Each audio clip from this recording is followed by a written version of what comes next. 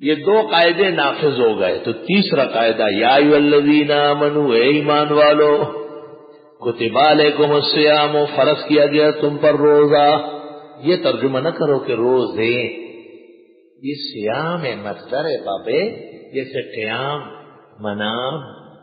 اگر یہ روزے جمع ہوتا تو آگے ہوتا کما کتبت، جبکہ آگے ہے کما کتبا، جیسے روزہ فرض کیا گیا علی الذین، ان لوگوں پر، من قبلکم، جو تم سے پہلے گزرے، لعلکم تتقون، تمہیں چاہیے کہ پرہیزگار بنو. اور روزہ پرہیزگاری کی جڑ ہے. سویرے اٹھو، سحری کھاؤ، وطر چھوڑے تو تہجد پڑھو، ورنہ آرام سے تفسیر کا مطالعہ کرو، دعائیں مانگو،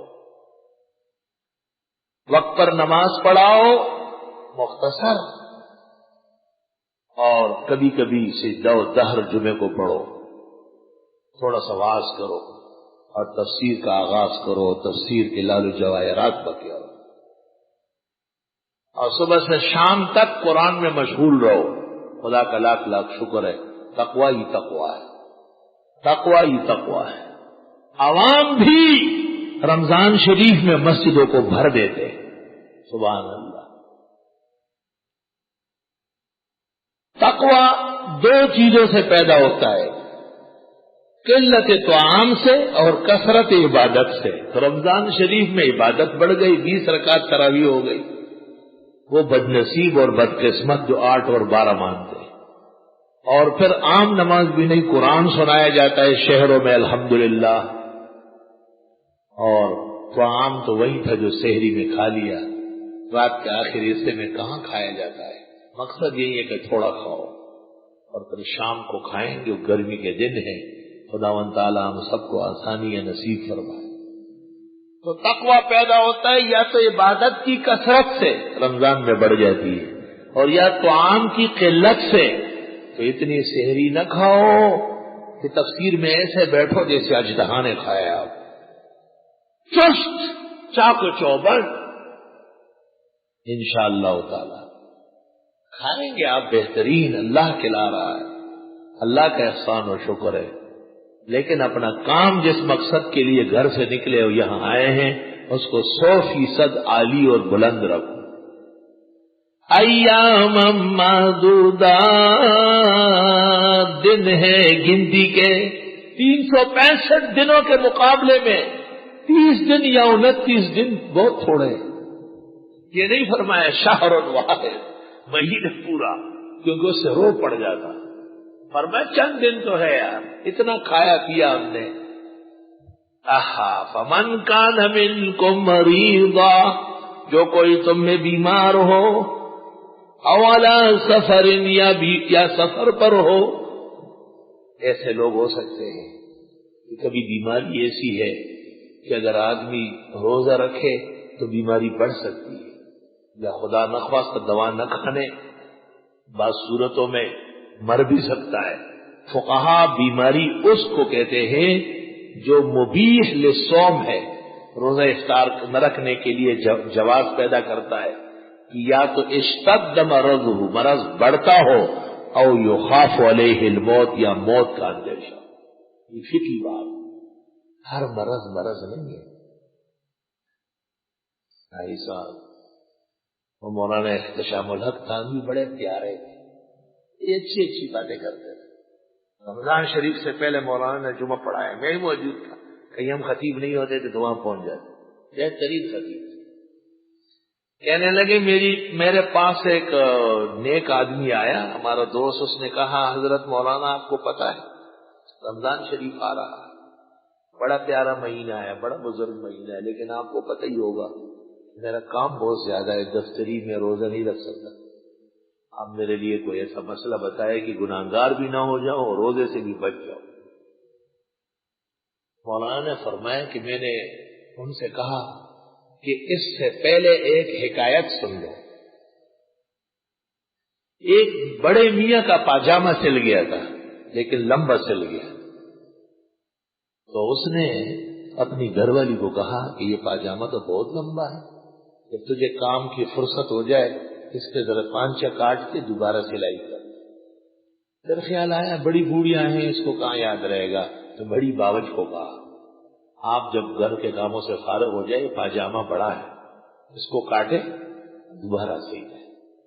پھر خیال آیا سارے گھر کا بوجھ اسی پر ہے، تو چھوٹی بچی تھی وہ بھی سلائی جانتی تھی، تو بیٹی آپ کو جب موقع ملے نا تو میرا پاجامہ بڑا سلا ہے، اس کے پانچے کاٹ کے دوبارہ سی لو۔ گھر والی کو موقع مل گیا، اس نے پاجامہ ناپ کے ایک بالے 4 انگوش کاٹا، سلائی کی رکھ لیا۔ بڑی باوج کو موقع مل گیا، اس نے اٹھایا 4 انگوش اور کاٹا اور اس کو سی لیا۔ شام کو چھوٹی لڑکی کو خیال آیا کہ ابا جی آئیں گے پوچھیں گے، اس کو دوبارہ ناپا، ایک بالش اور کاٹا اور سلائی کر کے رکھ دیا۔ رات کو جب ابا جی آئے پاجامہ اٹھا کے دیکھا تو پاجامہ نہیں تھا، جنگیا بن گیا۔ مولانا نے کہا کہ اگر آج میں نے تیرے لیے روزہ معاف کیا، کل حضرت بن نوری حضرت زندہ تھے، حضرت کسی کے لیے نماز معاف کر لے اور مفتی محمد شفیع صاحب زکوٰۃ یا حج معاف کر لے تو یہ تو اسلام کا جو ہے نا جانگیا ہو جائے گا، اسلام سارا ختم ہو جائے گا۔ فرائض کوئی کسی کو معاف کر سکتا ہے سوائے اس کے کہ اللہ نے خود کہا ایسا بیمار جس کی بیماری روزے سے بڑھتی ہو یا مر سکتا ہو، اولا سفر یا شرعی سفر ہو، شرعی سفر فعدۃ من ایام اخر۔ شرعی سفر جب آدمی انگریزی میل کے حساب سے اپنے شہر گاؤں وطن سے کم از کم 48 میل دور جا رہا ہو، یہ مسافرت۔ تو جب شہر کے مضافات متعلقات گراؤنڈ، قبرستان، میدان، زمینوں سے باہر نکلے تو یہ 4 فرض 2 پڑے گا۔ جب اس قسم کا سفر دن میں درپیش ہے تو اجازت ہے کہ وہ سحری نہ کرے اور روزے کی نیت نہ فرمائے۔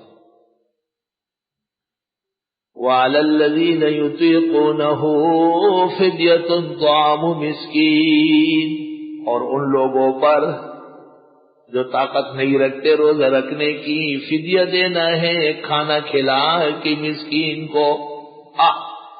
اور ان لوگوں پر جو روزہ نہیں رکھتے عطاق یطیقو، طاق یطیقو کے معنی آتے استطاع یستطیع، اور عطاق یطیقو اس میں حمزہ باب افعال سلب معنی کے لیے ہے، جیسے فلوس معنی پیسے اور افلاس معنی عدم فلوس، پیسوں کا ختم ہونا، تو بڑا افلاس ہے، فلوس ہی نہیں۔ عطاق یطیقو، یہ مت کہو کہ لا مقدر ہے، تو اپنی طرف سے لا مقدر نکالے گا، بیڑا غرق کر دو۔ لا مقدر نہیں ہے، عطاق یطیقو ہے۔ جو لوگ روزہ نہیں رکھ سکتے، شیخ فانی ہے، ایسے بوڑھے ہو چکے ہیں، دوبارہ امکان نہیں ہے روزہ رکھنے کا، وہ ہر روزے کے بدلے میں ایک مسکین کو 2 وقت کھانا کھلائے یا 2 مسکین اور ناداروں کو ایک ٹائم کھانا کھلائے، غداء و عشاء، اختیار۔ فمن تطوع خیرا، جو کوئی بھلا کرے خیر سمجھ کر زیادہ ہی کھلائے، فهو خیر له، وہ بہتر ہے اس کے لیے۔ وان تصوموا، روزہ ہی رکھو اے بیمار و مسافر، خیر لکم، بہتر ہے تمہارے لیے، ان کنتم، اگر تم جانتے ہو۔ امام العصر، محدث کبیر، آیت من آیات اللہ، فقیہ علی الاطلاق، حضرت اقدس مولانا محمد انور شاہ سے کشمیری دیوبندی نور اللہ مرقدہ فرماتے ہیں کہ یہ آیات ایام بیز اور عاشورہ محرم سے متعلق۔ ابتدا میں یہ روزے فرض تھے اور اختیار تھا، جو رکھنا چاہے رکھے اور جو نہیں رکھنا چاہتے وہ فدیہ دے۔ ایسی صورت میں وَعَلَى الَّذِينَ يُطِيقُونَهُ کا معنی ہوگا، اور ان لوگوں پر جو فدیہ کی طاقت رکھتے۔ شاہ صاحب باب افعال کو بھی میرے خیال سے منظور نہیں کرتا ہے، نہیں منظور کرتا، کہتے وہ استعمال شاذ ہے، قرآن بلیغ ہے، اس میں شاذ کلمے نہیں ہے۔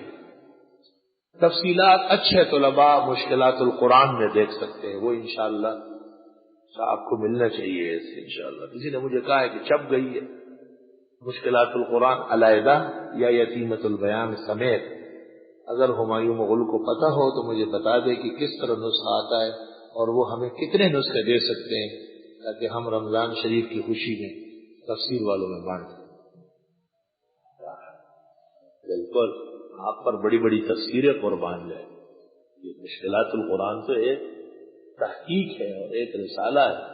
میرا بس چلے تو میں آپ کو روح المعانی تفسیر کبیر قرطبی ساری آپ کے حوالے کروں، اور تیرا بس چلے تو سامنے جا کے گلی میں بھیج کے پیسے جیب میں ڈالے۔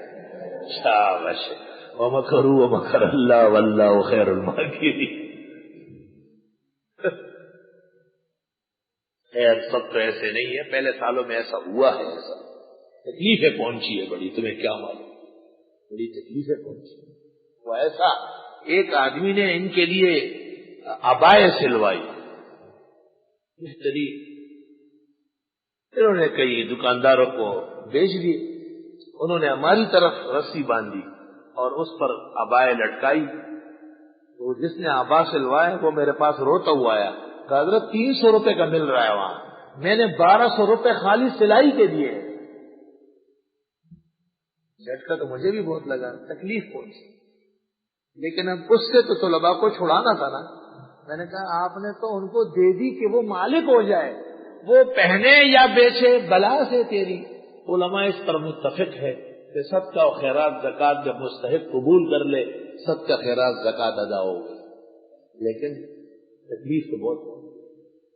ایک دوست نے ماچس فیکٹری کی، تفسیر والوں کے لیے ماچس نکالا، پورا ایک گرس، 12 درجن اس میں ایک، اور ہر طالب کو فضیلت کے دن دے دیا، اور اس کے اوپر احسن العلوم دار الحدیث ومن احسن قولا ممن دعا الی اللہ۔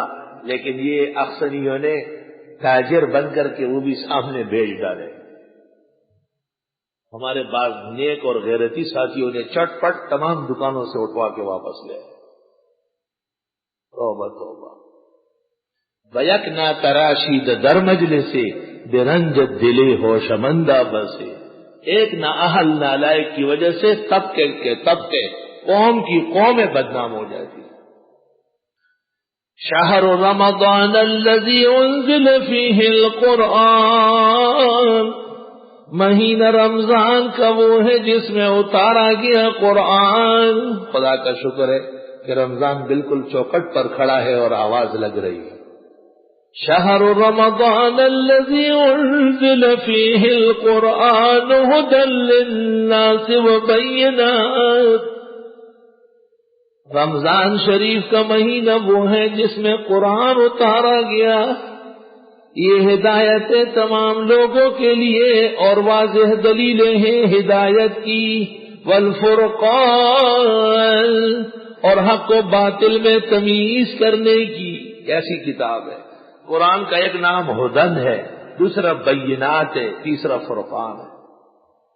فمن شہد منکم الشہر، پس جو موجود ہو تم میں اس مہینے میں، سبحان اللہ، جو کوئی موجود ہو تم میں سے اس مہینے میں، فلیصم، پس وہ رمضان کا روزہ رکھے۔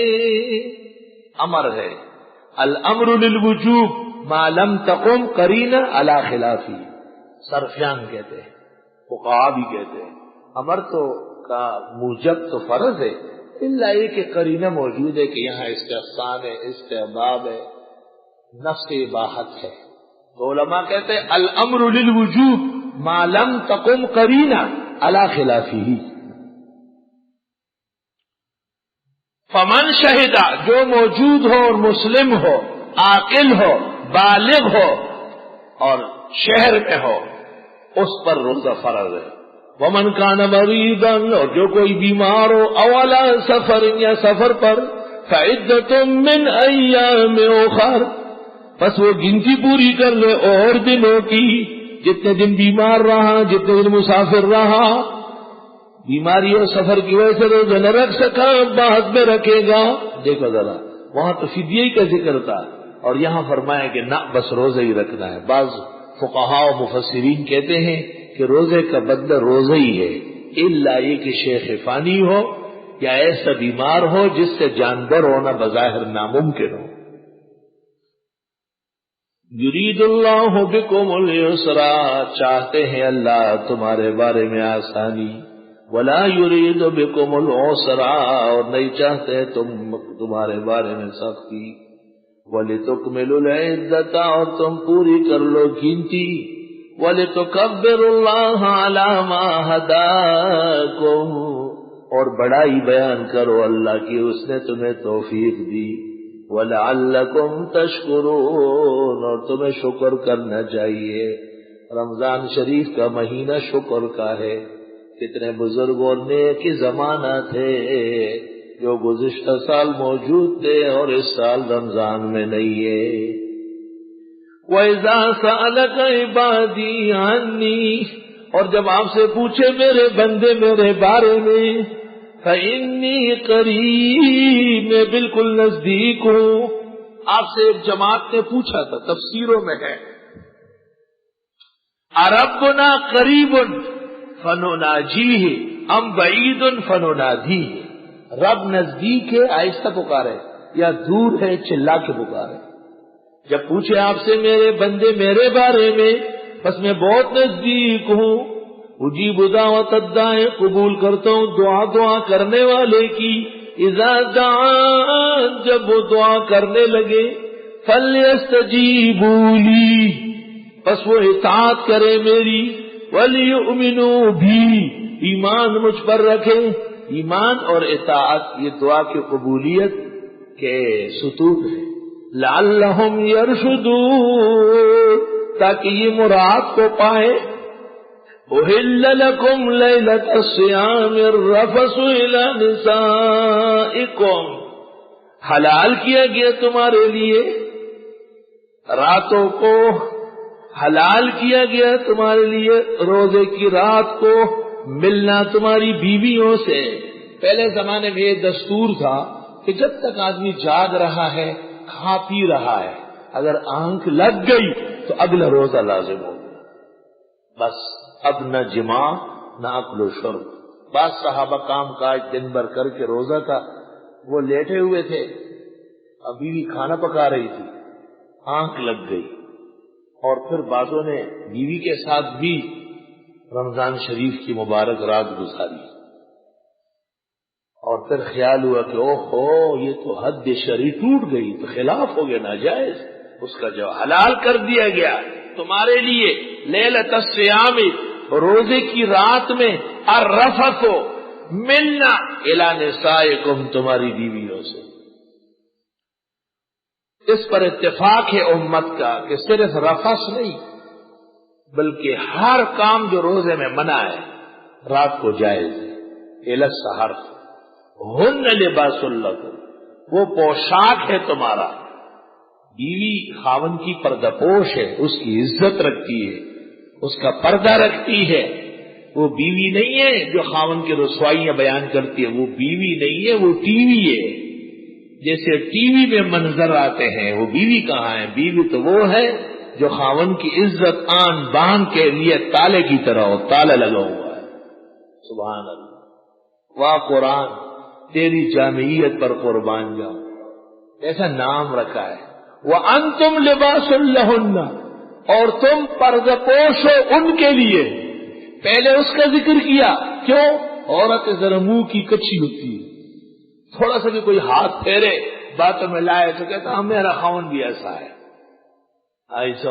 اور خاون بھی بعض ہوتے ہیں، اس کو کہتے ہیں، پشتو میں کہتے ہیں حجرہ تنبیل، حجرہ سجانے والا۔ میری بیوی نے رات کو یہ کہا، میں نے اس کے ساتھ یہ کیا، وہی للو، وہی للو گلو۔ علم اللہ، اللہ جانتے ہیں، انکم کنتم تختارون انفسکم، کہ بے شک تم خیانت کرو گے اپنے ساتھ۔ فتاب علیکم، اللہ نے توبہ قبول کی، وعفان کو معاف کر دیا۔ فالآن باشرون، پس آؤ اور رمضان کی راتوں میں ان سے ملو۔ وابتغوا ما كتب اللہ لکم، ڈھونڈو جو اللہ نے لکھا ہے تمہارے لیے، یعنی اولاد کی نیت سے ملو۔ وکلوا واشربوا، اور کھاؤ اور پیو، حتی یتبین لکم الخیط الابیض، یہاں تک کہ واضح ہو جائے تمہارے لیے سفید داغا، من الخیط الاسود، سیاہ داغے سے، من الفجر، یہ وقت فجر ہو۔ حدیث میں ہے بخاری شریف میں، عدی بن خیار وغیرہ نے آیت کے نزول پر دھاگے لے لیے سفید اور سیاہ، اس کو دیکھتے گئے، فرق نہیں ہو رہا تھا، وہ کھجورے کھاتے گئے، دیکھا تو باہر دن نکلا ہوا ہے۔ حضرت کو کہا آیت میں کہ سفید داغا سیاہ داغے سے علیحدہ نظر آئے، تو پھر میں نے تو سفید داغوں سیاہ کو دیکھتا رہا۔ آپ نے کہا انک لعریض القفا وانا سمجھ، یہ تو آسمان کے کنارے وہ مراد ہے، آپ کے دھاگے تھوڑا مراد ہے۔ پتہ چلا کہ عربی کا فصیح بلیغ عربی دان بھی قرآن کی بلاغت بغیر حدیث کے نہیں سمجھ سکتا۔ تو ایک ظالم کا یہ لکھنا کہ قرآنی علوم کے لیے بڑی لمبی چوڑی قواعد کی ضرورت نہیں، بلکہ ایک نارمل کنڈیشن کا عربی پروفیسر اس کی تفسیر کا کام بخوبی کر سکتا ہے۔ کذاب و نشر، کذاب و افاق ہے یہ کہنے والا۔ بڑے بڑے مارکے کے مفسر مار کھا جاتے، صحابی ہے، صاحب ایمان ہے، پیغمبر کی موجودگی میں اس نے جو سمجھا آیت میں وہ بات نہیں ہے، بلکہ آپ نے کہا الخیط الابیض سے مراد ہے دن کا سفیدہ، اور الخیط الاسود سے مراد ہے رات کی تاریکی، دھاگے مراد نہیں ہے۔ ثم اتموا الصيام الى الليل، پھر پورا کرو روزہ رات تک۔ اہل سنت کہتے رات آتے ہی روزہ افطار کر لو، تعجیل فی الفطور اہل سنت کی شان میں سے۔ اور مغرب کی نماز بھی جیسے ہی وقت داخل ہو، مغرب کی نماز اذان ہو گئی اور جماعت کھڑی ہو جائے، 1.5 منٹ کا فاصلہ، 2 منٹ کا فاصلہ، 3 منٹ کا فاصلہ محدث، غلط، فقہ اور حدیث کا خون کرنا ہے۔ 1400 سال تک علماء اور اکابر کو یہ عقل نہیں آئی، اور یہ رکعتین قبل المغرب کی سازش اور شرارت کرنے والا اس نے یہ 1.5 منٹ اور 1 منٹ کا وقفہ نکالا ہے۔ اتفاق سے کوئی وجہ بن گئی اور دیر ہو گئی تو خیر ہے، یا یہ کہ رمضان شریف میں چونکہ حکم ہے اہل سنت کے ہاں کہ وہ افطار کر کے جماعت کر لے، تو 10-15 منٹ 20 منٹ تک بھی ہو سکتا ہے، لیکن یہ مسئلہ بنے اور بغیر کسی وجہ کے، بغیر رمضان کے سال ہر سال 1 منٹ 1.5 منٹ 2 منٹ 3 منٹ بالکل غلط، فقہ اور حدیث کی خلاف ورزی، قطعاً اس کی گنجائش نہیں۔ ہمارے عزیز دوست حضرت مولانا لدھیانوی کے جانشین پیر طریقت مولانا سعید جلال پوری کو اللہ جزائے خیر دے، انہوں نے جنگ اخبار اسلامی صفحے میں 1-2 گڑچے دے دیے، اور انہوں نے کہا کہ بے بنیاد اور بے اصل ہے۔ الحمدللہ 80% مساجد میں اصلاح ہو گئی۔ ایک بڑے ادارے میں میرا جانا ہوا، وہاں لکھا ہے 2 منٹ بعد جماعت کھڑی ہوگی۔ میں نے کہا انا للہ و انا الیہ راجعون۔ ایک آدمی نے مجھ سے پوچھا یہ غلط کر رہے ہیں؟ میں نے کہا ہاں غلط کر رہے ہیں۔ کہا آپ سے کم مولوی ہے؟ میں نے کہا مفتی محمد شفیع صاحب سے زیادہ یا کم ہے؟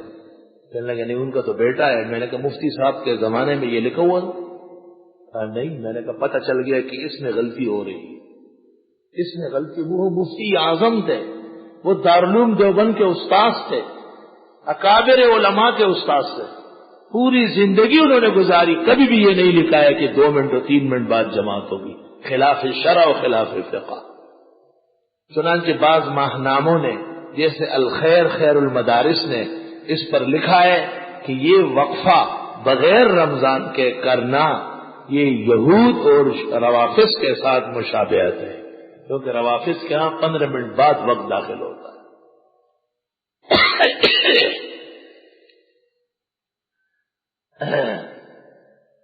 رمضان شریف میں بوجہ افطار کے اور لوگوں کے جمع ہونے کے وہ ہے وقفہ بالدلیل، اور بغیر رمضان کے 2-3 منٹ کا وقفہ بلا دلیل، اور دلیل اور بلا دلیل کا زمین و آسمان کا فرق۔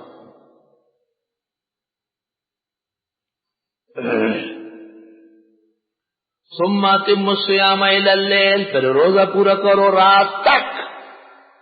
اشارہ ہے کہ رات آتے ہی مغرب کا وقت داخل ہے، اور فقہاء نے لکھا ہے کہ پہاڑ کے اوپر مغرب نہیں ہوگی، سورج نظر آ رہا ہے، اور پہاڑ کے نیچے مغرب ہوگی، رات ہو گئی۔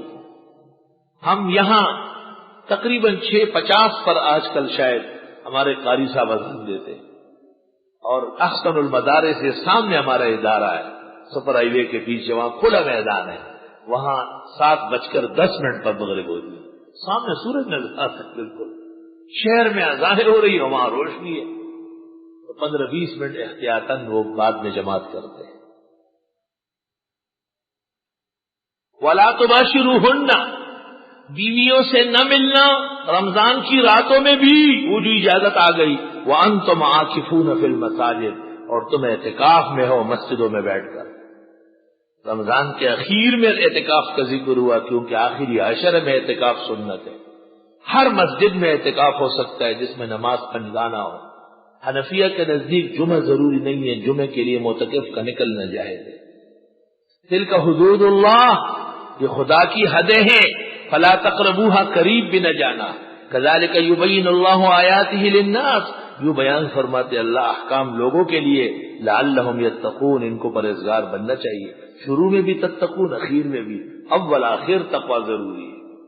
اب وہ چوتھا قاعدہ کہ ملک میں رشوت نہ ہو، حرام خوری نہ ہو، افسران رشوت خور نہ ہو، وَلَا تَأْكُلُوا أَمْوَالَكُمْ بَيْنَكُمْ بِالْبَاطِلِ، نہیں کھاؤ مال ایک دوسرے کا آپس میں ناحق طریقوں سے، وَتُدْلُوا بِهَا إِلَى الْحُكَّامِ، اور پہنچاتے ہو مال حاکموں تک۔ سنو بات سنو، تدلو ادلا یدلی، دل وہ کہتے ہیں بوکے کو، کیا کہتے ہیں؟ بوقا، اردو ہے، بوقا ڈول،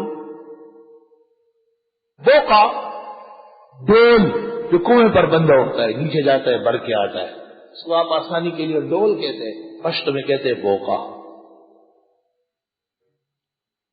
اب بات سنو، حاکموں کو، افسروں کو، حکمرانوں کو رشوت دینا ایسا ہے جیسے کنویں میں پانی ڈالنا۔ تو کنویں سے پانی نکالنے سے کنواں اچھا ہوتا ہے یا پانی ڈالنے سے کنواں اچھا ہوتا ہے؟ کنویں میں جب پانی باہر سے آئے گا تو کنواں سڑ جائے گا، برباد ہو جائے گا، اور جب کنویں سے پانی بہے گا تو کنواں بہترین شیرین پانی کا ہوگا۔ کیا فصاحت و بلاغت ہے! فرمایا مت پہنچاؤ مال حاکموں تک جیسے تم کنویں کے اندر واپس پانی پھینک رہے ہو۔ لِتَأْكُلُوا فَرِيقًا مِّنْ أَمْوَالِ النَّاسِ، تاکہ کھا لو ایک حصہ لوگوں کے مال کا بالإثم، گناہ کر کے، وَأَنْتُمْ تَعْلَمُونَ، اور تم جانتے ہو۔ وہ چاروں قاعدے جو السیاست المدنیہ، ملک کی آبادی کے لیے ضروری ہے، 4 صوبے ہیں اور 4 قوانین نافذ کر لو، پھر دیکھو کہ اس میں کوئی کڑی یا کوئی نڈا غلط سلط حکمرانی کر سکے۔ وبہذا القدر نکتفی اليوم وللہ الحمد اولا وآخر۔